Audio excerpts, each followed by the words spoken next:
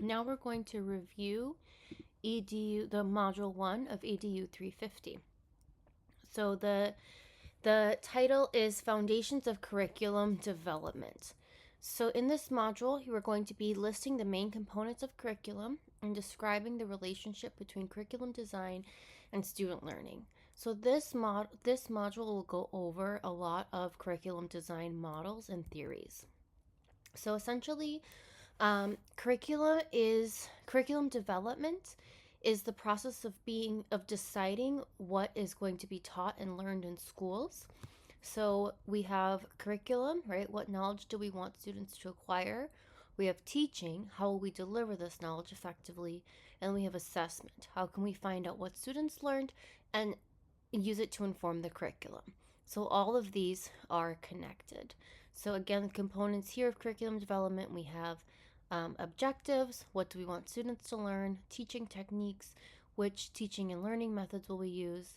We have evaluation, which is assessment, how will we assess students, and then learning resources, what course content and knowledge to be taught.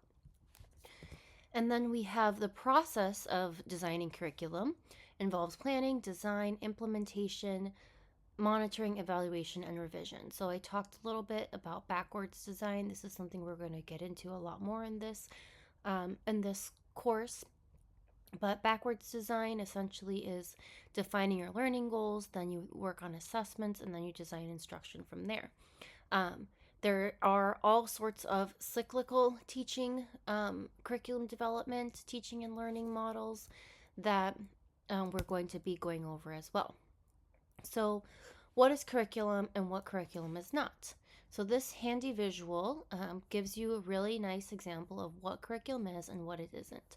So essentially, curriculum is a way for students it's a plan that helps students develop their learning on all levels. It has targeted objectives for students to achieve. It promotes meaningful learning and engagement. It involves student assessment. And most importantly, it helps students apply and transfer learning to the real world. So just remember that a textbook or a worksheet is not curriculum. Disconnected tasks is not a curriculum. Focused on test scores or a one-size-fits-all, right? A rigid script is not curriculum. So now approaches to curriculum development. So there's two approaches, and within each approach there are different theories or different models, I should say, different models. So there's the technical scientific approach, and then there's a non-technical, non-scientific approach. Neither one of them is right or wrong. Neither one of them is better than the other. And then here's just some general information about principles of curriculum design. So essentially, you need to have clarity of purpose. It should be learner-centered, relevant, build knowledge, so progression, build knowledge over time, coherence, flexibility, balance, and most importantly, assessment and feedback. And then, as I mentioned before, it should focus on transfer of knowledge as well as building skills and mindset for future readiness. So there's also different types of curriculum design. So there's subject-centered, there's learner-centered, and broad fields. So these are some examples here of the technical scientific approach that are in your reading that you can read about. Here's some examples of the non-technical, non-scientific approach that's in your reading as well. So again, neither one of them is better than the other. They are all models and theories in order to support curriculum design. And then these are also different terms that are in your reading that are important to know. So I recommend you go through the reading and look as you're reading, focus on finding the definitions to all of these models and all of these terms. And then finally, the last thing of this module is talking about objectives. And this is something we're going to talk about a lot, is making objectives SMART: specific, measurable, achievable, relevant, and time them. So the purpose of objectives Objectives guide everything that you're doing in your lesson. So they should be aligned with the standards and with your assessment. So we need to make sure that they are SMART, which allows us to, if they're measurable, right, then we can assess them.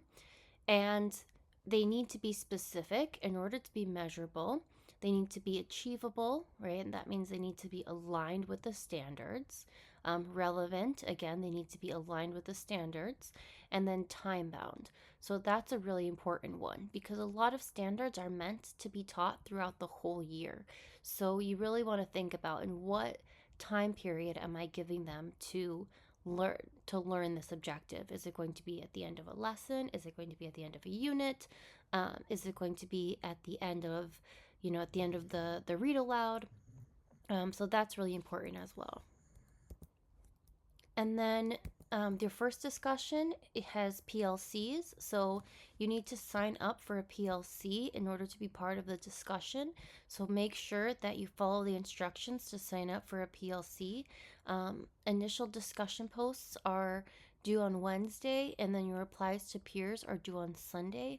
So you want to make sure that you reply to 2 peers every time in order to get full credit for the discussion. And then finally, curriculum in action. This is the assignment. You are going to pick a case study. Make sure you read the case study carefully, and then you're going to use the curriculum breakdown chart template in order to complete the assignment. If you need anything at all, please, I recommend that you email me. You can also message me, and I will be able to support you.